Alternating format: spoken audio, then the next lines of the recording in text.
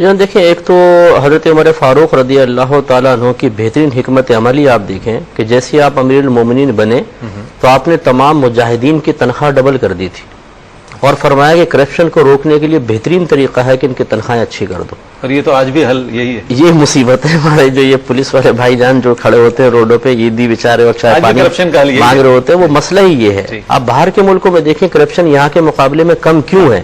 ان کی تنخواہیں اچھی ہیں، وہ اپنے امپلائی کی قدر کرتے ہیں. ہمارے یہاں ایسا نہیں ہے. اور وہ جیسے حضرت بھی فرما رہے تھے کہ باہر کے لوگوں نے اسٹڈی کیا عمر فاروق رضی اللہ تعالیٰ عنہ، ان کی کامیاب حکومت کے انہوں نے نکات کو ہم سے زیادہ جانا ہے اور اس کو باقاعدہ عملی طور پہ نافذ کیا. کیا فرمائیں گے مفتی صاحب، چونکہ پروگرام اپنے آخری مراحل میں داخل ہو رہا ہے، آپ کے پورے عہد مبارک جو 10 سالیہ سے کچھ عرصہ کچھ زائد پر مشتمل ہے، اس میں جو سب سے بیسک ایلیمنٹ نظر آتا ہے وہ عدل ہے. اس حوالے سے عدل اور اس کے قیام کے حوالے سے جو آپ کی کوششیں ہیں یا جو آپ کی حکمت ہے، کچھ فرمائیے اس حوالے سے. دیکھیں، قیام عدل کا بھی ایک سبب ہوتا ہے اور وہ سبب ہے اللہ تبارک و تعالیٰ کی گرفت کا احساس. ایز اے مسلم الحمدللہ ہمارا تو ایمان ہے کہ میدان محشر میں محاسبہ ہوگا، لیکن وہ یقین کاملیت کے درجے تک بعض اوقات نہیں پہنچا ہوتا. اسی لیے یقین ہے، لیکن جو یقین کامل ہماری عادات میں، اطوار میں، کردار میں، سوچ میں، افکار میں چینج لے کر آتا ہے، وہ ہمیں حاصل نہیں ہے. یہ وہ بزرگان دین تھے کہ یقین بھی تھا اور کاملیت کے درجے تک بھی پہنچا ہوا تھا. یہی وجہ کہا جاتا ہے کہ کبھی اگر آپ جلال میں ہوتے اور کوئی اللہ تبارک و تعالیٰ کے عذاب کی آیت آپ کے سامنے پڑھ دیتا تو ایک دم آپ کا جلال ختم ہو جاتا تھا.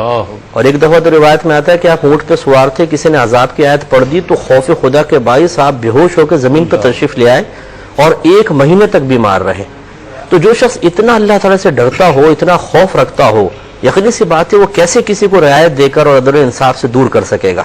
تو یہ سب سے بڑی وجہ یہی ہے. آج جیسے حضرت نے شاید فرمایا کہ ہمارے ہاں وہ چیز ہے ہی نہیں. خود احتسابی کا عمل تو ختم ہی ہو گیا. بالکل، خود احتسابی بھی خوف خدا کی وجہ سے ہوتی ہے. یہی عمر فاروق رضی اللہ تعالیٰ عنہ فرمایا کرتے تھے کہ اے لوگوں، اس سے پہلے کہ میدان معاشر میں تمہارا حساب و کتاب ہو تو دنیا میں اپنا محاسبہ کر لو. اور لوگوں نے خود یہ سنا کہ بعض اوقات رات میں آپ کے حجرے کی طرف سے گزرتے تھے تو آپ ایک کوڑا ہاتھ میں لے کر اپنے آپ کو مار رہے ہوتے تھے. فرما رہے ہوتے تھے کہ عمر بتا تو نے یہ کیوں کہا، تو نے ایسا کیوں کیا. اور فرماتے تھے کہ دن میں خلافت کعبہ مصروف ہوتا ہوں، رات کو اپنے اللہ کو راضی کرتا ہوں، تو میں کس وقت سو سکتا ہوں.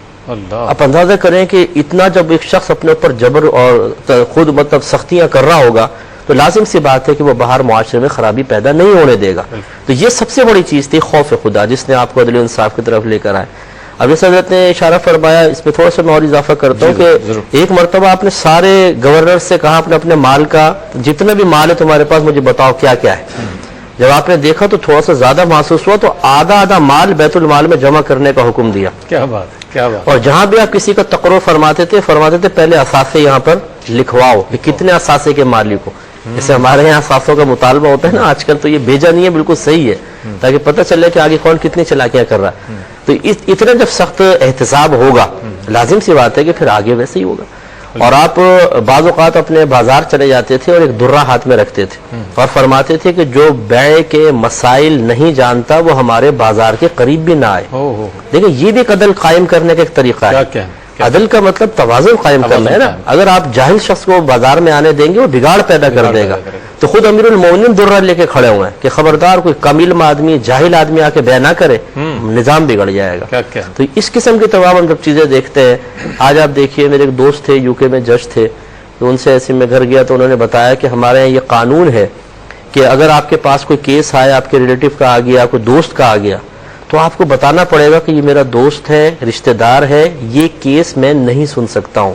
وہ آپ کو چینج کریں گے، دوسرے جج بٹھائیں گے، وہ اس کیس کو ڈیل کرے گا. تلاش کیا جاتا ہے کہ کوئی جان پہچان. یہ کیا ہے؟ حضرت عمر فاروق رضی اللہ تعالیٰ عنہ کا طریقہ تھا کہ آپ خود کسی کو رشتہ داروں کا مسئلہ حل کرنے یا اپنے گورنرز کو منع کیا کرتے تھے کہ جو قریبی دوست ہیں ان کے خود مسئلہ حل نہ کرو، قاضی کے حوالے کرو تاکہ تم پہ بدگمانی نہ ہو. یہی وہ برکات تھی ان حکمت عملی کی، پریکٹیکل طور پہ ان کاموں کو کر کے دکھانے کی، کہ آج الحمدللہ ان کی مثالیں دی جاتی ہیں. جنہوں نے حاصل کر لیا ہے ان کو ان کی اس تعلیم کو، اس پریکٹیکل سے فائدہ برکات حاصل کر رہے ہیں، وہ دیکھیں آج کہاں تک پہنچے ہوئے ہیں. اور ہماری حالت ہم یہاں بیٹھے ہوئے ہیں.